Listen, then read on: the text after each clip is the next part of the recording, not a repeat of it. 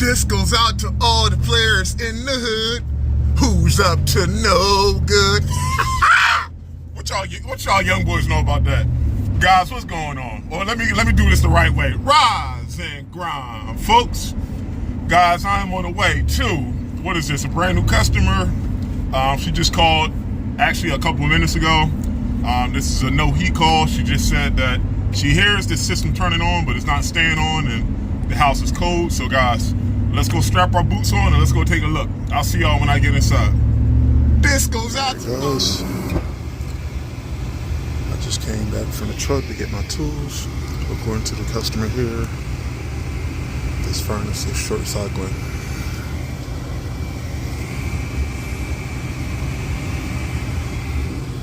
This is a Goodman.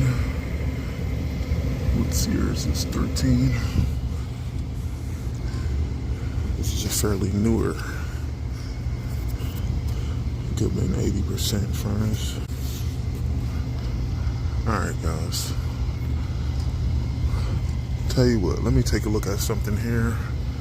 I'll be right back. Gosh. This filter is not in the best condition. I don't know when the last time maintenance was done here, but I want to take a look at that sensor. Tool of the day, make sure you guys have your stubbies. I got all three, 5/16, quarter inch, and also the multi-stubby, which allows you to take out fill-ups and flathead screws in very tight locations. For this job, we're going to need the 5/16 stubby. Guys, this tool is great, the stubbies, but make sure you don't lose them. So whenever you guys get done using these, make sure you put them back, or unless you guys want to buy this tool every week, have at it, but it's going to get pretty expensive. But let me take out the sensor. I'll be back. Alright guys, this customer wants to get the maintenance done. I got to get a new filter, and I spoke with this customer. She said that she tried replacing that filter, but it was a little difficult. They do have an external filter rack, which is great, but I think that filter rack may be a little jagged on the back side. And this customer said she tried it once, but it was way too difficult to replace that filter. Now, the good news is we told the customer that we can come out twice a year, and once we do the servicing for the heat and AC, we can actually replace the filter and check the filter, so she don't have to worry about going down there as often. But for today, I told her I'm going to show her how to replace that filter. But I'm essentially, guys, going to do a maintenance, and that should cover the repair for today. But most importantly, I got to get another filter, which I should have. But guys, let me get busy here. Let me get what I need. I'll see y'all back downstairs. Guys, we're back. Got our new filter, but as you can see, this flame sensor has seen better days. What I'm gonna do is clean the sensor and get my brush, clean all the burners, and look at the inducer port here. Where is it? Alright guys, let me clean the sensor and clean all the dust and debris from around the burner assembly. I'll be right back. This is 9-day difference.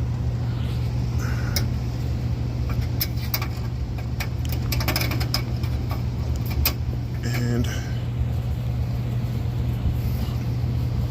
get my brush and towel. We're gonna wipe down the burners. But alright guys, let me get to cleaning this here. I'll be right back. Guys, we got the cat out of the furnace, and also I was able to remove some of the burrs that was restricting this filter. As you see, replacing the old one,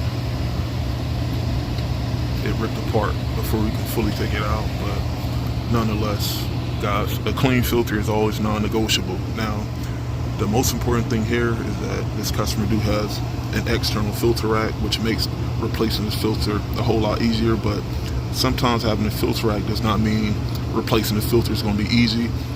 What that means is when they install this filter rack, if there's any burrs, if they didn't obviously test this filter rack when it was open by replacing this filter, that's the easiest way you can avoid what I had to do now from happening again.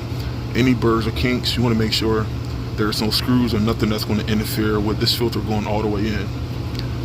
And based on what the customer said, she couldn't do what I'm doing now, and that is what led to this filter not getting replaced. So make sure you guys, if you're out here doing heat maintenances or even no heat calls, if the customer do has a filter rack and you find it not easy to remove the filter, just take the bottom door off the furnace and you will easily be able to tell what's causing this filter to get caught up inside the rack. So this is only a 2-second thing, and most importantly, this will enable the customer to have a clean filter and hopefully avoid this problem from happening again.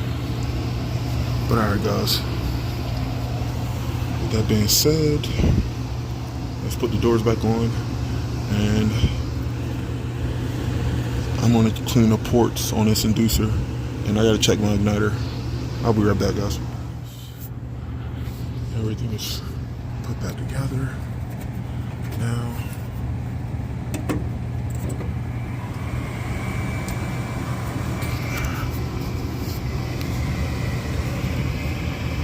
Test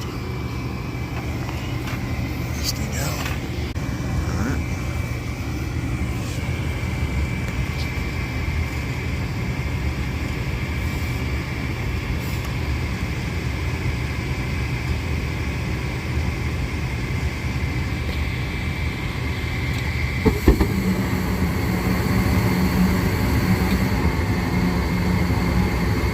That's a good sign.